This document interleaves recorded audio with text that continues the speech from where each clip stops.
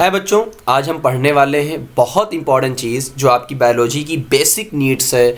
चाहे किसी भी क्लास का बंदा हो, ये बात आपको पढ़ने को बहुत ही डिटेल में आज आपको मिलेगी। वो आपका है टिश्यू। यानी आपने बचपन से सुना होगा कि हमारे बॉडी की सबसे बेसिक चीज़ होती है सेल।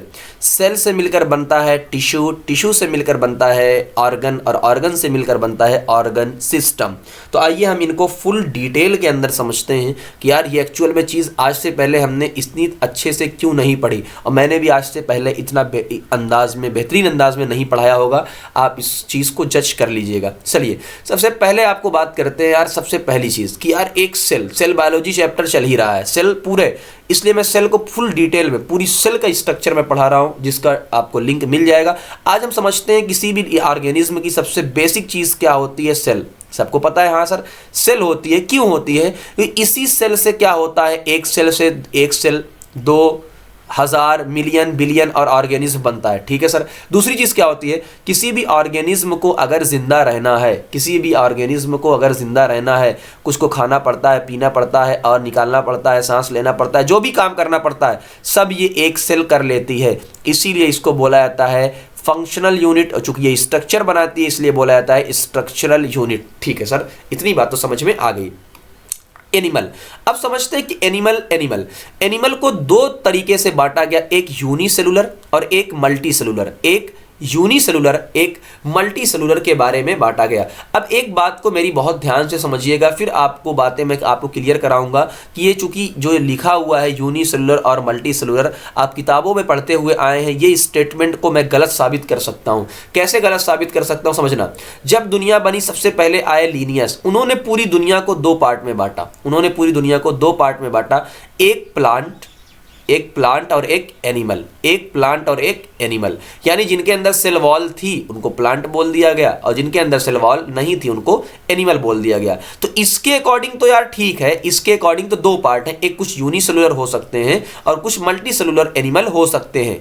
अब समझना, प्लांट को अलग करो, हम एनिमल पढ़ रहे हैं तो हम प्लांट की बात तो करेंगे नहीं, हम एनिमल की बात करेंगे। उन्होंने कहा यार जिसके अंदर सेल, अब इसमें से क्या है, प्रोटिस्टा, या बहुत सारे ऐसे होते हैं जिनके अंदर आपका देखो फंजाई को ले लो, ठीक है ना, ऐसे बहुत सारे आपको मिल जाएंगे। ठीक, क्योंकि इन्होंने एनिमल को बांटा किसमें था, एक तो पूरी दुनिया को प्लांट और एनिमल में। तो अब चाहे आप बैक्टीरिया को लो, प्रोटिस्टा को लो, यानी किसी को भी लो, प्लांट को छोड़ के सब किसके अंदर आते थे, एनिमल के अंदर आते थे। तो इसके हिसाब से तो ये स्टेटमेंट सही है। लेकिन अगर आप थोड़ा सा आगे जो आज की जनरेशन चल रही है, आज की जनरेशन के अंदर मैं आपको बताऊं, आपको पढ़ने को मिला है, लेकिन कामचोरों ने, या जो भी मैं कहूँ, क्या ही वर्ड यूज़ करूँ, उन लोगों ने सिलेबस ही काट दिया है, वरना आपको क्लासिफिकेशन पूरा पढ़ने को मिलता कि दुनिया को 5 किंगडम में बांटा गया। किसमें बांटा गया है? पूरी दुनिया को R.H. विटकर साहब ने लिखा है, R.H. विटकर साहब ने दुनिया को 5 किंगडम में यानी बांटा गया है, जिसमें पहला आपका आता है बैक्टीरिया यानी मोनेरा, दूसरे आते हैं आपके प्रोटिस्टा, तीसरा आता है फंजाई, चौथा आता है वही प्लांटी, और पांचवा आता है एनिमेलिया। यानी अब जब एनिमल की बात करेंगे, अब हम इस एनिमल की बात कर रहे हैं, इस एनिमल की। अब समझना, मोनेरा के अंदर क्या रखा गया है, बैक्टीरिया को यानी प्रोकैरियोट को, यानी एक सिंगल सेल वालों को रखा गया है। प्रोटिस्टा वालों को भी सिंगल सेल को रखा गया है, लेकिन फर्क क्या है, मोनेरा के अंदर प्रोकैरियोट को रखा गया है। इसके प्रोकैरियोट का मतलब जिनका न्यूक्लियर मेम्ब्रेन अभी बना नहीं है, एब्सेंट है। प्रोटिस्टा के अंदर एक सेल वाले हैं, लेकिन इनके अंदर यूकैरियोट को रखा गया है। बाकी जो फंजाई हैं, प्लांटी हैं, एनिमेलिया है, ये सब मल्टी सेलुलर ऑर्गेनिज्म होते हैं। मैंने इसीलिए कहा था फुल डिटेल इसलिए बताऊंगा, हर एक पार्ट बताऊंगा, कौन सा पार्ट सही है, कौन सा पार्ट गलत है। तो याद ये रखिएगा, ये जो एनिमल, जब भी आपसे कोई कहे कि एनिमल यूनिसेलुलर और मल्टी सेलुलर है, तुरंत उससे कहिएगा कि ये पुराने ज़माने का है, यानी ये 2 किंगडम के बेसिस पे है, ये 2 किंगडम के बेसिस पे है। बात समझ में आई? ये 2 किंगडम के बेसिस पे है, यानी जब दुनिया को प्लांट और एनिमल में बांटा गया है। अकॉर्डिंग टू 5 किंगडम ये बात गलत साबित हो जाएगी, क्योंकि एनिमल के अंदर सबसे पहले आते हैं पोरीफेरा। जब आप पूरे एनिमल को पढ़ोगे तो एनिमल के अंदर सबसे पहले आते हैं porifera, coelenterata, ctenophora, platyhelminthes, aschelminthes, annelida, arthropoda और मोलस्का, हेमिकॉर्डेटा, कॉर्डेटा। फिर कॉर्डेटा के अंदर आते आते जो भी मछलियाँ फिर पाइसेस, एवीज और एम्फीबिया, रेप्टाइल्स, और हम जाके लास्ट में आते हैं मैमल्स। इतनी सारी चीज़ें आती हैं, ठीक है ना। ये मुझे याद है, ये मैं सोचना ये याद ही है, ठीक है ना। तो पोरीफेरा यूनिसेलुलर नहीं होता है।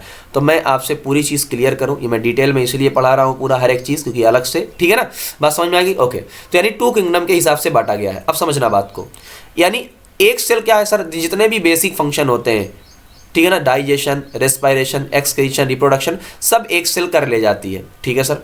दूसरा मल्टी सेलुलर में आते हैं। अब जो कि मल्टी सेलुलर है तो इसके अंदर क्या सबके अलग अलग काम होंगे। तो यहाँ एक बात आपको याद रखनी है कि division of the labour, division of the labour का मतलब क्या होता है, सभी के अपने अपने काम बटे हुए हैं। जैसा कि मैंने एग्जांपल दिया था, फिर देता हूँ। जब आप बैंक में इंटर करेंगे, गार्ड साहब अपना काम कर रहे होंगे, कैशियर साहब अपना काम कर रहे होंगे, मैनेजर साहब अपना काम कर रहे हैं, सबके अपने अपने काम हैं, सबके अपने अपने काम हैं। इसे बोला गया है आपका डिवीजन ऑफ द लेबर। दूसरा मैं एग्जांपल देता हूँ, इधर देखो, एक शॉप पे गए, मान लो आपकी एक शॉप है, मान लो मेरी कोई एक शॉप है। अब आप सामान खरीदने आए तो भी मैं दे रहा हूँ, पैसा 100 रुपया दिया तो 50 में आपको वापस कर रहा हूँ, सामान मैं खुद ला रहा हूँ मार्केट से, सामान मैं तही कर रहा हूँ, तो ये मेरा एक आदमी का काम हुआ ना, तो इसे बोलेंगे यूनिसेलुलर, यानी यहाँ डिवीजन ऑफ द लेबर नहीं। अब समझना, मल्टी सेलुलर में हाइड्रा की बात करते हैं, सिंपल हाइड्रा आपकी, जब हाइड्रा की एक बात करेंगे तो हाइड्रा का स्ट्रक्चर इस तरीके से होता है। तो हाइड्रा के अंदर बहुत टाइप की सेल हैं और हर टाइप की हज़ारों सेल हैं। मैं क्या मतलब, इसका मतलब ये है, मान लो हाइड्रा के अंदर 5 टाइप की सेल हैं, टाइप बोल रहा हूँ, हाइड्रा के अंदर 5 टाइप की सेल हैं और हर टाइप एक 1000 है, तो कितने हज़ार सेल हो गई, 5000 हो गई। लेकिन जब आप ह्यूमन की बात करेंगे, तो ह्यूमन में तो बिलियंस ऑफ द सेल है। इसका ये मतलब है कि जब आप मल्टी सेलुलर ऑर्गेनिज्म की बात करेंगे तो यहाँ पे कॉम्प्लेक्सिटी अलग अलग है। कॉम्प्लेक्सिटी मतलब कोई देखो कुछ सेल से मिलकर बना है, कोई बिलियंस ऑफ सेल से मिलकर बना है। तो यहाँ पे सबसे इंपॉर्टेंट बात ये आएगी कि भैया एक काम करो, जो साथ साथ के जो सिमिलर सेल हैं उनको एक साथ रख दो, जो अलग अलग टाइप के हैं उनको अलग रख दो। यानी हर टाइप, एक टाइप की सेल को अलग, दूसरे टाइप ए अलग, टाइप 2 अलग, टाइप 3 अलग, इस तरीके से आप बंटवारा कर सकते हो। इसे ही हमने क्या बोला, टिश्यू। अब यहाँ पे अब शुरू होता है चैप्टर टिश्यू। तो अब आपको बात समझ में आ गई होगी कि टिश्यू कहते किसको हैं, या टिश्यू की डिफिनीशन क्या है, टिश्यू किस तरीके से काम करने वाला है। आइए हम बात करते हैं बहुत इंपॉर्टेंट चीज की तरफ। समझना, सबसे पहली चीज, a group of similar cell. सबसे पहली बात करो बेटा, सबसे पहला टिश्यू, इतना डिटेल टिश्यू बताऊंगा कि आप खुद हैरान रह जाएंगे कि आज से पहले हमने ये बात क्यों नहीं पढ़ी, या मैंने क्यों नहीं पढ़ाया, या आपने कहीं और से क्यों नहीं पढ़ी। Tissue, a group of similar cell along with intercellular substance performing a specific function। आज से पहले आपने डिफिनीशन पढ़ी होगी, अब हम हर डिफिनीशन को बहुत अच्छे से पीएचडी करने वाले हैं हर एक डिफिनीशन में। सबसे पहले आते हैं सिमिलर सेल का क्या मतलब है, कि किसी भी, समझ लिया, किसी भी चीज़ को, किसी भी ग्रुप ऑफ सिमिलर सेल, बात समझिए, मैं समझना, सबसे पहला एग्जाम्पल लेता हूँ यहाँ पे पोरीफेरा का, मैं जानबूझ के लेता हूँ ताकि आपको क्लियर हो जाए। पोरीफेरा का एग्जांपल लेता हूं, इसके अंदर सेल देखो, एक सेल इस ऐसे मैं स्ट्रक्चर बना रहा हूं, अब समझिएगा बात को, ठीक है ना। ये देखो पोरीफेरा के अंदर क्या, पोरीफेरा एक सेल का है, नहीं सर, बता, आपने कहा था ये मल्टी सेलुलर है, एनिमल है तो मल्टी सेलुलर है, ठीक है सर। पोरीफेरा एक मल्टी सेलुलर ऑर्गेनिज्म होता है, लेकिन क्या ये टिश्यू बनाएगा, लेकिन ये टिश्यू, अब समझिए बात को, पोरीफेरा मल्टी सेलुलर है लेकिन ये टिश्यू फॉर्म नहीं करता है। क्यों नहीं करता है, देखो, ये वाली सेल अलग टाइप की, ये अलग टाइप की, ये अलग टाइप की, ये अलग टाइप की, सब भैया अलग अलग टाइप के हैं, सब क्या हैं, अलग अलग टाइप के हैं। इसलिए हम बोलेंगे पोरीफेरा एक मल्टी सेलुलर तो है लेकिन ये टिश्यू नहीं बनाता है। बात समझ में आई। एग्जाम्पल तो वही मैंने आपसे कहा कि हम जब बात कर रहे हैं सिमिलर सेल की, तो अब ये सिमिलर सेल, अब समझना, चाहे आप सिमिलैरिटी को बोलो और चाहे डिससिमिलैरिटी बोलो, कुछ ना कुछ क्राइटेरिया होता है। जैसे मान लो आपकी क्लास है, अब आपकी क्लास को मैंने अलग कर दिया है कि भाई चश्मा लगाने वाले अलग हो जाओ और चश्मा ना लगाने वाले अलग हो जाओ, यानी कुछ ना कुछ मैंने क्राइटेरिया लिया है। इस तरीके से सिमिलर सेल का जो क्राइटेरिया है, सबसे पहले देखो क्या वो स्ट्रक्चर में सेम है, क्या वो स्ट्रक्चर में सेम है, फिर हम देखेंगे। हाँ, कुछ लोग ऐसे होते हैं जो स्ट्रक्चर में सेम होते हैं। मैं एग्जांपल देता हूँ, आगे हम लोग पढ़ने वाले हैं। जैसे ही हम लोग सिंपल स्क्वामस देखेंगे तो आप देखेंगे कि सारी की सेल क्या है, एक स्क्वायर टाइप की बनी हुई है। लेकिन जब जैसे ही आप देखेंगे एरियोलर, तो वहाँ का डायग्राम तो अलग अलग। यानी ज़रूरी नहीं है कि हर स्ट्रक्चर सेम हो, बात समझिए, अभी ध्यान से आगे बढ़ते जा रहे हैं। सिमिलर सेल यानी हो सकता है कि वो स्ट्रक्चर में सेम हो, ज़रूरी नहीं है, लेकिन हो सकता है वो फंक्शन में सेम हो। फंक्शन में सेम होने का मतलब क्या है, देखो लंग्स के अंदर एल्वलाई होता है यानी सिंपल स्क्वैमस होता है, ये सारे के सारे सेल गैसियस एक्सचेंज में काम करते हैं। लेकिन जैसे ही आप कनेक्टिव टिश्यू में आते हैं तो आप देखेंगे फाइब्रोब्लास्ट का काम अलग है, फाइबर सिक्रीट करने का। मैक्रोफेज आपने नाम सुना होगा तो फेगोसाइटोसिस करने का काम करता है। मास्ट सेल हिपैरिन, हिस्टामिन ये सब सिक्रीट करता है, यानी सबके काम अलग अलग हो गए। यानी हो सकता है वो स्ट्रक्चर में सेम हो भी हो सकता है वो फंक्शन में सेम हो ना भी हो। मान लो इन दोनों में वो सेम नहीं हुए, अब लास्ट में आके इनको ओरिजिन में तो सेम होना ही पड़ेगा। ओरिजिन का मतलब क्या होता है बेटा, समझिए, आपने पढ़ा होगा एक सेल जब स्पर्म और ओवम मिलता है तो क्या बनता है, जाइगोट। जाइगोट से क्या बनता है, एम्ब्रियो। जब एम्ब्रियो के अंदर डिवीजन स्टार्ट होता है तो वहाँ पे बनता है मोरुला, वहाँ पे बनता है ब्लास्टुला, और उसके बाद बनता है लास्ट में गैस्टुला। तो लास्ट वाली जो स्टेज होती है उसमें कुछ लेयर्स बनती हैं, उनका नाम क्या दिया जाता है, जर्म लेयर। और इस जर्म लेयर ही जितने भी आगे जाए, जितने जर्म क्यों बोला गया, जितने भी टिश्यू हैं, ऑल सेल ऑफ टिश्यू जितने भी सेल्स हैं सब इसी जर्म लेयर से, किसी न किसी इसी जर्म लेयर से मिलकर बने होंगे। बात समझ में आ गई, इसलिए इन्हें बोला जाता है जर्म लेयर। अब आपको टिश्यू बात समझ में आ गया होगा, यानी सिमिलर सेल का क्या मतलब है वो भी समझ में आ गया होगा। अब हम चलते हैं इंटरसेलुलर स्पेस की तरफ, समझिएगा बात को।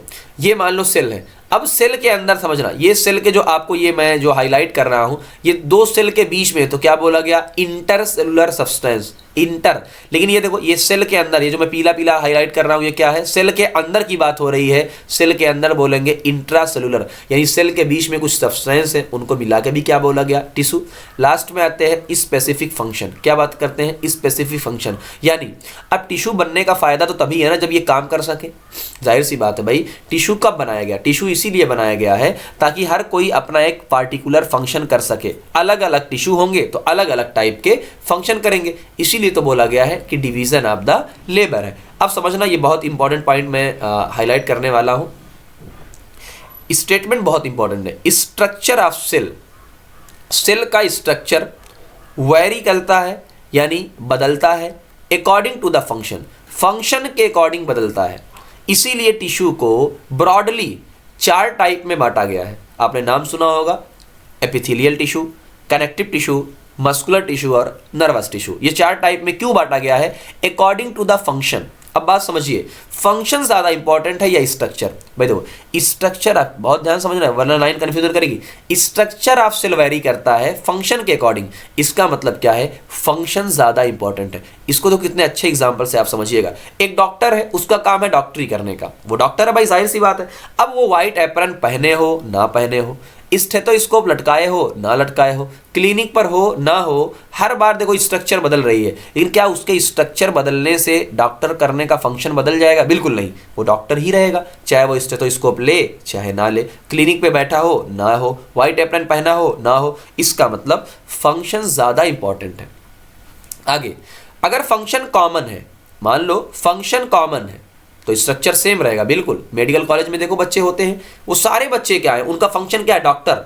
मेडिकल कॉलेज के जितने बच्चे हैं सब व्हाइट एप्रन में आपको मिलेंगे, सब स्टेथोस्कोप में आपको मिलेंगे, सब क्लासेस में जाते हुए मिलेंगे, पढ़ते हुए मिलेंगे। इसका मतलब क्या है, उनके फंक्शन सेम है, क्योंकि वो डॉक्टर हैं। या आप स्कूल में आ रहे हो तो पढ़ोगे तो सारे बच्चे एक जैसे दिखते हैं, क्यों, मेन आपका क्या है, फंक्शन, मेन क्या है, फंक्शन। आगे, लेकिन स्ट्रक्चर को एक जैसा करने पर फंक्शन एक जैसा नहीं हो जाता, इस बात को समझो। मान लो आपके ये रोड रास्ते में चल रहे थे, रास्ते में 10 बच्चों को आपने उठवा लिया और 10 बच्चों को क्या व्हाइट एप्रन पहना दिया, स्टेथोस्कोप दे दिया, तो स्ट्रक्चर तो आपने डॉक्टर जैसी बना दी, लेकिन क्या वो डॉक्टर बन पाएंगे, नहीं। इसका मतलब क्या है कि स्ट्रक्चर बदलने पर फंक्शन नहीं बदलेगा, हाँ फंक्शन के बदलने पर स्ट्रक्चर बदल जाएगा, यानी फंक्शन ज्यादा इंपॉर्टेंट है, ठीक है ना। ओके, ये 4 टाइप के जो टिश्यू होते हैं इनको भी देख लो, एपिथेलियल, कनेक्टिव, मस्कुलर, न्यूरल। हम इसको डिटेल में पढ़ने वाले हैं, अभी देख लो फिलहाल। एपिथेलियल कवरिंग करने का काम करता है, यानी प्रोटेक्शन करने का काम करता है, जैसा कि आपकी स्किन वगैरह होती है। डिफ्यूजन इसके अंदर होता है, सिक्रीशन करता है और एब्जॉर्प्शन करता है। कनेक्टिव टिश्यू क्या करता है, कनेक्ट करता है, लिंक करता है, सपोर्ट करता है। क्या करता है, ये बात भी हम पढ़ने वाले हैं। जैसे ब्लड एग्जाम्पल के तौर पे। अब देखो समझना, हमारे बॉडी को जो खाना मिलता है या फूड मिलता है या ऑक्सीजन मिलती है, किससे मिलती है? ब्लड से मिलती है। इसका मतलब क्या है कि ब्लड एक टाइप का कनेक्टिव टिश्यू है, कनेक्ट करता है। ऐसे ही हमारी पूरी बॉडी का स्ट्रक्चर किससे बनता है? जाहिर सी बात, सपोर्ट किससे मिलता है? हड्डियों से। तो हड्डियां भी क्या है? बोन भी क्या है? Connective tissue. मस्कुलर का मतलब क्या है? मसल जिससे बनती है। अब समझ लो, मसल जब कॉन्ट्रैक्ट करती है तो आपके हाथ का मूवमेंट होता है। ऐसे न्यूरल रेगुलेट, यानी जो भी मैंने एग्जांपल मैंने आपको डांटा और आप मेरी बात मान गए, यानी क्या है? आपके अंदर रेगुलेट रेस्पॉन्सिवनेस, यानी सेंट्रल नर्वस सिस्टम ने कुछ भेजा होगा और आपने रेस्पॉन्स किया, तो ये से न्यूरल टिश्यू। तो ये हमने टिश्यू की बात कर लिया है। अब हम बात करते हैं ऑर्गन की। अब बहुत इंपॉर्टेंट पार्ट, यहाँ में सबको चोक ले लेती है तुरंत। ऑर्गन की बात करते हैं। When more than one tissue combine. अब समझना, more than one tissue combine, ठीक है sir, combine in specific proportion and pattern to perform specific function. हर लाइन को मैं समझाऊंगा। एक से ज्यादा टिश्यू जब क्या करते हैं? कंबाइन होते हैं। देखो हार्ट एग्जांपल मैंने लिया, हार्ट मैंने नीचे अपना मेरा विधि लिया है ना, ये हार्ट। अब हार्ट एक ऑर्गन है। हार्ट के अंदर एपिथेलियल टिश्यू भी होते हैं, कनेक्टिव टिश्यू भी होते हैं, मस्कुलर भी होते हैं और नर्वस। तो इसने कहा था मोर देन वन टाइप के मोस्टली चारों टिश्यू होते हैं हर जगह। मोस्टली अक्सर जो ये ऑर्गन आप पढ़ेंगे, चारों टिश्यू कहीं ना कहीं मोस्टली पाए जाएंगे। तो पहली बात तो क्लियर हो गई कि सर एक से ज़्यादा टिश्यू कंबाइन होते हैं। अब बात समझा, स्पेसिफिक प्रोपोर्शन का मतलब क्या है? मतलब ये चार टिश्यू हैं, सबका अपना अपना परसेंटेज क्या होगा? फिक्स होगा। कि मान लो भाई ये 20 वाला 20%, ये 30%, ठीक है ना, और ये 40%, ये 10%, सबका जो भी रेशियो होगा वो क्या होगा? फिक्स होगा। यानी अगर आप मेरे हार्ट को निकाल कर देखें, एक हार्ट के हार्ट को निकाल कर उसका एक सेक्शन काट कर देखें, तो क्या होगा? आपका रेशियो फिक्स मिलेगा। जितना रेशियो मुझ में मिलेगा वही रेशियो आपके दिल के अंदर भी मिलेगा। यानी इसका स्पेसिफिक प्रोपोर्शन तकरीबन क्या होगा? फिक्स होगा। पैटर्न का क्या मतलब है? देखो, ये मैंने एलिमेंट्री कैनाल, आपने पढ़ा होगा एलिमेंट्री कैनाल, हम एक लेते हैं। तो एलिमेंट्री कैनाल की कुछ लेयर्स होती हैं, उस लेयर्स की बात करते हैं। सबसे बाहर की लेयर होती है सीरोसा। उसके बाद ये जो अंदर की आपको दिख रही है ये वाली लॉन्गिट्यूडनल और ये सर्कुलर है ना, इसको बोला जाता है मस्कुलरिस। और एकदम अंदर वाली जो चलते हैं थोड़ा सा, सब म्यूकोसा। और एकदम अंदर वाली जो होती है सबसे अंदर, उसको बोला जाता है आपका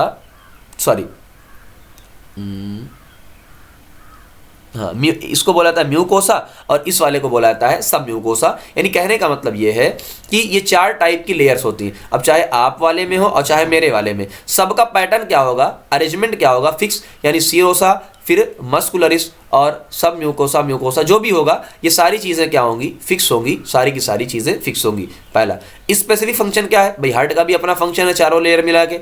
इसका भी फंक्शन क्या है? अपना फिक्स होता है, एक खास काम करते हैं सारे के सारे, ठीक है ना। अब हम बात करते हैं ऑर्गन सिस्टम पे, ठीक है ना। किस पे बात करते हैं? ऑर्गन हो गया। अब हम ऑर्गन सिस्टम की बात करते हैं। अगर यहाँ पे थोड़ा सा लेवलिंग में कुछ प्रॉब्लम हो गई होगी तो मैं एक बार क्रॉस चेक करता हूँ। वेट करिएगा जस्ट एक मिनट, ताकि कोई मिस इन्फॉर्मेशन ना हो पाए। एक मिनट गाइस, याद करिए लेयर्स। हालांकि आपने इतने काम का नहीं, लेकिन मैं नहीं चाहता हूँ कोई भी गलती हो मुझसे।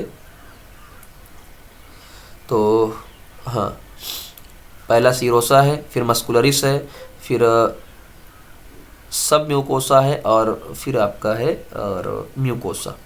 सब म्यूकोसा और म्यूकोसा, हाँ इसी में थोड़ा सा कन्फ्यूज़न हो गई थी, मैंने कहा था ना। चलो देखो, सीरोसा नंबर 1 की लेयर, नंबर 2 की मस्कुलरिस, नंबर 3 की सब म्यूकोसा और नंबर 4 की क्या होती है? म्यूकोसा होती है सबसे अंदर की। यहाँ पे थोड़ी सी मिस्टेक हो गई थी। ये देखो ये वाली, यानी ये वाली जो लेयर है सब म्यूकोसा, ये वाली लेयर है, ठीक है ना। सब म्यूकोसा ये वाली लेयर है, और जो आपकी म्यूकोसा है, म्यूकोसा ऐसे ये जो अंदर की लेयर है ना, ये वाली, इसे हमने बोला म्यूकोसा, ठीक है ना। तो एक कनेक्टिव टिश्यू है, एपिथेलियल टिश्यू है, मस्कुलर टिश्यू है, इस टाइप के अलग अलग टिश्यू से बनते हैं। चलिए अब आते हैं, अगला पार्ट आपको समझना है ऑर्गन सिस्टम क्या होता है। बहुत इंपॉर्टेंट पार्ट है, बहुत इंपॉर्टेंट। ऑर्गन सिस्टम एक्चुअल में होता क्या है, समझिएगा बात को। देखो ऑर्गन सिस्टम क्या है? व्हेन 2 और मोर ऑर्गन, 2 या 2 से ज़्यादा ऑर्गन, 2 जाहिर सी बात है, इंटरेक्ट करने का मतलब क्या है? बातचीत करते हैं, है ना, बातचीत करते हैं फिजिकली और एंड, ठीक है ना, केमिकली। अब बात को समझिए क्या मतलब है। कॉमन फंक्शन, ठीक, यानी पहले वो बातचीत करते कैसे? ये देखो, सबसे पहले मैं चलते हूँ फिजिकली का मतलब क्या होता है? टच करना। अब समझना, ये आपका ईसोफेगस होता है, सबको पता है ऊपर वाला, ये आपका स्टमक है और ये आपका डियोडनम है। देखो स्टमक से डियोडनम जुड़ा हुआ है, स्टमक से खाना डियोडेनम में जाएगा तो आपस में बातचीत करेंगे। बातचीत का मतलब ये होता है कि अगर मैंने कुछ तुमसे कहा तो तुम मेरी बात सुनो, तुमने मुझसे कुछ कहा तो मैं तुम्हारी बात सुनूंगा। नेता जैसा नहीं कि नेता साहब आते हैं भाषण देके चले जाते हैं, जनता सुनने से मतलब है नहीं, ठीक है ना। इंटरेक्शन होनी चाहिए, बातचीत। इसलिए टीचर वो अच्छा होता है कि जब वो बातचीत करे, यानी भाषण ना दे। मैंने कुछ क्वेश्चन आपसे पूछा, आपने कुछ क्वेश्चन मुझसे, ये नहीं कि मैं खाली बताता हुआ चला जाऊं। बात तो ये फिजिकली। तो केमिकली का मतलब क्या है अब समझना। आपकी ब्रेन के अंदर पिट्यूटरी ग्लैंड होती है, आपके नेक के अंदर थायराइड ग्लैंड होती है। क्या पिट्यूटरी ग्लैंड डायरेक्टली थायराइड से जुड़ी है? नहीं, लेकिन पिट्यूटरी से एक हार्मोन निकलता है TSH, थायराइड स्टिमुलेटिंग हार्मोन। वो हार्मोन पिट्यूटरी वो हार्मोन को भेजता है थायराइड के पास, और थायराइड उससे क्या निकलवाता है? थायरोक्सिन निकाल देता है। यानी पिट्यूटरी की बात को किसने सुना? थायराइड ने सुना। अब अगर थायरोक्सिन ज़्यादा होने लगा तो ये सीधा कहाँ जाता है? निगेटिव फीडबैक जाता है। कहाँ पर? पिट्यूटरी के पास, कि भैया देखो अब थायरोक्सिन ज़्यादा होने लगा है, तुम थोड़ा सा कम कर दो। तो यानी थायराइड की बात किसने सुना? पिट्यूटरी ने। तो आपस में बातचीत हुई। दूसरा, ठीक, यहाँ पे एंड मैंने क्यों लगाया, समझना बात को। मैंने एंड क्यों लगाया है, NCERT लिखती है, बहुत ध्यान से बात सुनिएगा। फिजिकली भी हो सकता है, मैंने इसका एग्जांपल दिया स्टमक का। केमिकली भी हो सकता है, मैंने पिट्यूटरी ग्लैंड का एग्जांपल दिया। हो सकता है दोनों एक साथ हो, एक साथ एंड, इसीलिए मैंने वहाँ पे नीचे लगाया। एक साथ का मतलब क्या है कि समझना, तो ये स्टमक का pH होता है एसिडिक होता है, सबको पता है। स्टमक के अंदर HCl निकलता है, एसिडिक होता है 1.8। अब मैं हाइलाइटर चेंज करता हूँ, क्या होता है? 1.8 है। कलर देखो, दो कलर मिलाने से अलग कलर हो गया ना। चलो, इसका 1.8 होता है। जैसे जैसे वो खाना जाता है, डियोडेनम का pH होता है 7.8। अब बात समझिएगा भाई, इसका pH 1.8 और इसका 7.8। तो स्टमक का pH इतना है। जैसे ये खाना कहाँ जाता है? आपका डियोडेनम के अंदर जाता है, तो धीरे धीरे pH को कम करने लग जाता है। ये सिग्नल होता है। ये कम क्यों करता है, बात समझना। जाहिर सी बात है, 7.8 और 1.8, तो 1.8 तगड़ा एसिड है, तो वो उसके pH को कम करने लगता है। ये इस बात का सिग्नल होता है कि डियोडेनम भाई तुम तैयार हो जाओ, और तुम तैयार हो जाओगे तो हम अपना काम शुरू कर देंगे। अब लेकिन यानी स्टमक की बात को किसने सुना? डियोडेनम में सुना। लेकिन अगर ऐसा होगा कि अच्छा, एक और चीज़ है, डियोडेनम के अंदर एक हार्मोन होता है GIP, यहाँ नाम लिखा है, गैस्ट्रिक इनहिबिटरी पेप्टाइड। अब ये स्टमक को निगेटिव सिग्नल देता है। क्यों निगेटिव सिग्नल देता है? इसलिए कि अगर मान लो जितना ज़्यादा स्टमक काम करेगा, स्टमक ज़्यादा काम करेगा तो HCl ज़्यादा निकलेगा। HCl ज़्यादा निकलेगा तो डियोडेनम का pH ज़्यादा कम होगा, जबकि डियोडेनम को अपने pH को मेंटेन करना है, तो वो बोलेगा भाई अब रहने दे, थोड़ा सा मुझे अपना काम करने दे। तो निगेटिव फीडबैक जाएगा और स्टमक मान जाएगा। तो यानी स्टमक के अंदर आप देखेंगे फिजिकल भी हो रहा है, केमिकल भी हो रहा है, दोनों एक साथ हो रहा है। तो ये हमारी पूरी बात थी किसकी? सेल, टिश्यू, ऑर्गन सिस्टम की। फिर हम डिटेल में पढ़ने वाले हैं कि यार टिश्यू को कितने टाइप में बांटा गया, किस किस टाइप से एपिथेलियल, कनेक्टिव, ये सारी बातें बांटी गई। तो पहले इस पार्ट को आप खत्म करिए, फिर मिलते हैं। Thank you very much.